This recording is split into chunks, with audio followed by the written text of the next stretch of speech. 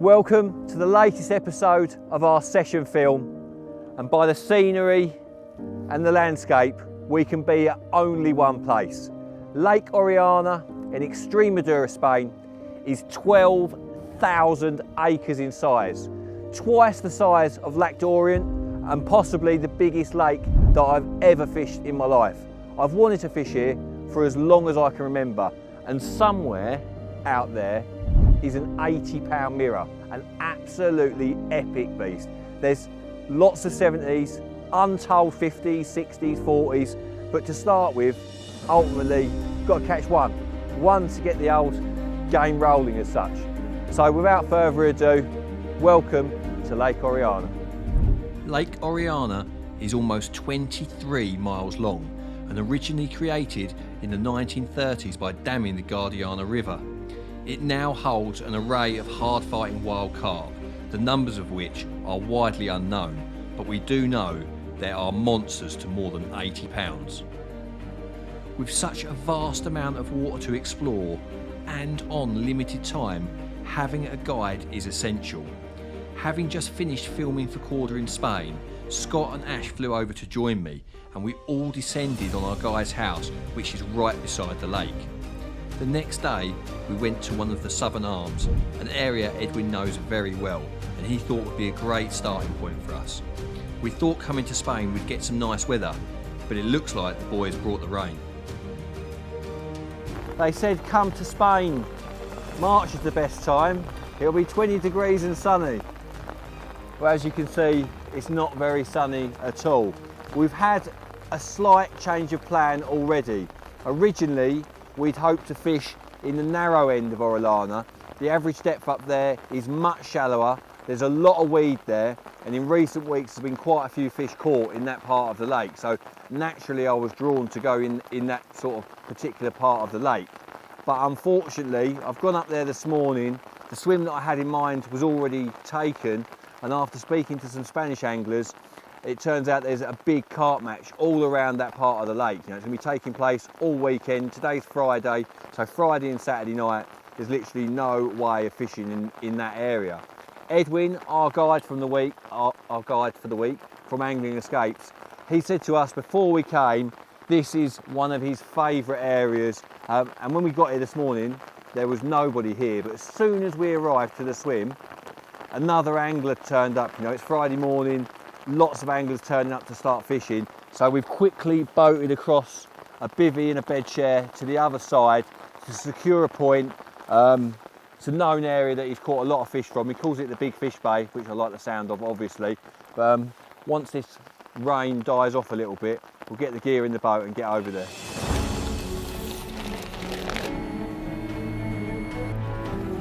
Oh, it's heavy. Got lots of slings because I'm hopeful.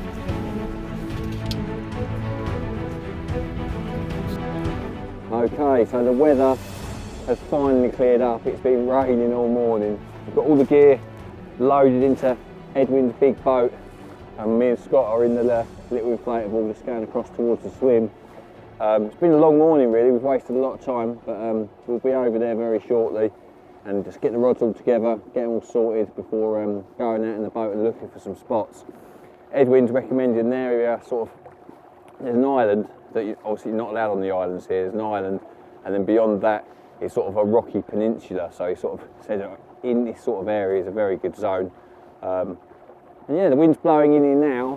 It's set to get even stronger and blowing here again as well tomorrow night. So we have 2 nights on the end of the wind in a bay that's got good previous form at this time of year. It'll just let us have a, well, hopefully we're going to catch some fish, but if we don't catch anything here, that carp match will be over by Sunday morning. And if we've done 48 hours without catching, then it'll be the ideal time to go looking for a new swim at the other end where it's a little bit shallower.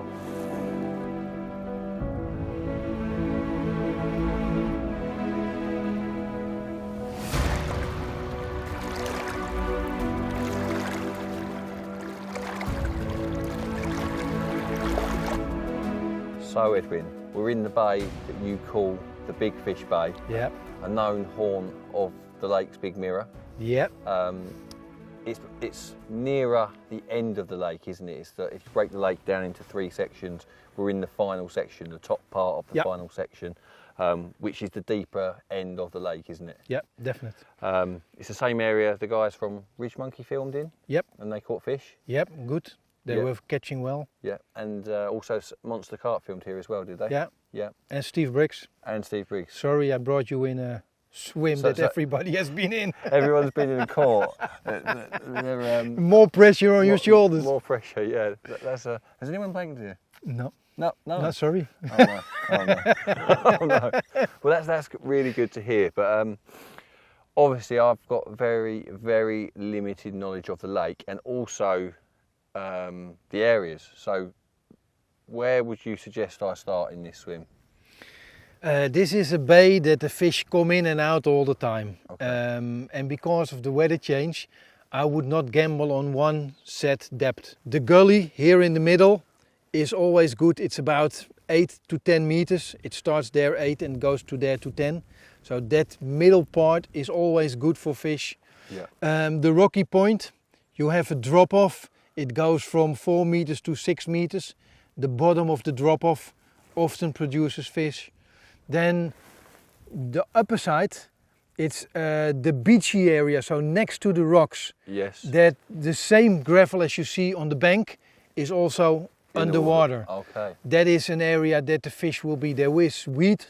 It's shallow. It's about 2.5, 3 meters. Yes. Slowly going off. In between the weeds is always a good area that the fish come in. Also the front of the island and just past the point you have a drop off. The weed will be there at 2-3 meters, 4 meters, and then about 5-6 meters where the weed stops. It's always a good spot for catching fish. Okay. Fish will join that area, come in and go how far out. Is that? I would say with the low water we have at this moment, I would say it's less as 300 meters. So it's a little bit far out, but yes. Yeah, not stupid. it's doneable. Yeah, it's when it gets over 500 it gets a bit crazy. Okay. Then you need to bring your Spanish passport because most of them fish 500-600 meters out. Yeah. With nylon, with mono. Yes, no indication. No, not at all. Okay then, well it's a good area, good form at this time of year. Let's get the gear out of the boats. Brilliant. Let's catch some fish. Let's do it. As I've already mentioned, having a guide on a water like Lake Orellana is vital. Edwin clearly has a lot of knowledge about the going areas and the topography of the lake. It would take me hours to feature find, so having Edwin give me a head start on the areas to target is absolutely priceless. Once the gear was unloaded, I set about exploring the areas Edwin had pointed out. The first area I went to was towards an island, which was located 400 metres from my bivvy. To mark this spot, I first dropped a H-block on the area which looked good on the echo sounder. I then used the H-block as a visual and worked my way around it with the leading rod until I find a spot that I really like. Sometimes I find a new spot which is further from the initial marker. In this case, I drop a new marker and remove the old one. With one spot close to the island marked up, I then place one marker in the bay. Get over. And one marker to the far right of my swim off the point where there's a steep marginal shelf. Right, well I found 2 spots. I've come off this this rocky outcrop that's sort of a bit of a point that juts out. And obviously, naturally the fish will have to sort of cut across the corner, or they're more likely to cut across the corner. And Edwin said that, I think Dave Levy fished in there and caught well at 6 metres, but the water's down a little bit and to looking 5 metres. And out here, sort of 5.5 metres, it is pretty hard sand. Sometimes the leads plug in, like in the mud, but other times it's hard without being on stone. Pretty happy with it, if I'm honest. I've got another spot sort of out between the island and a weed bed. Again, it's in about 5 metres of water, close to the weed. Quite like that. It's a natural funneling point on the end of the wind. You know, you can't fish off the island.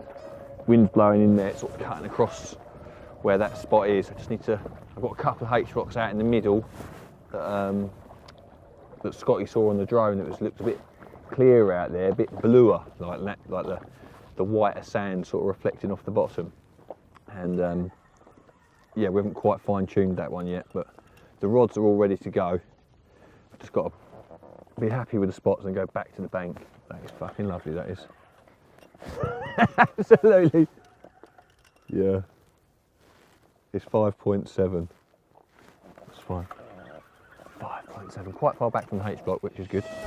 Once all the spots had been decided and marked with H-blocks, I proceeded to bait up each area with a mixture of particles, tigers and 10mm boilies. Looks good. Covering a bit of bottom there.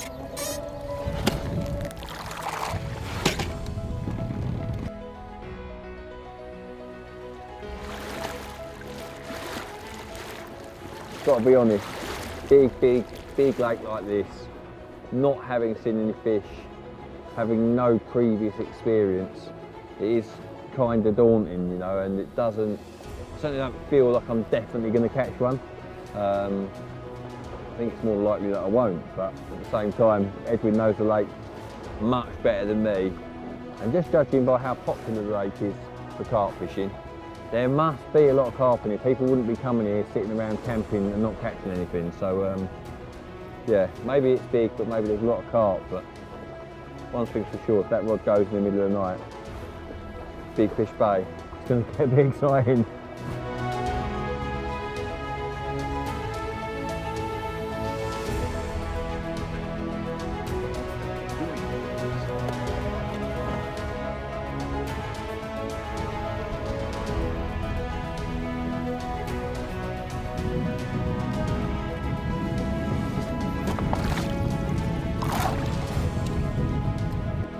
Well, according to the big tip folklore, big winds into your area is supposed to mean big carp. It's absolutely piling in here. Scotty just got a wet bum as it come over the front of the boat. And again. But, yeah, big drops, big winds, big carp.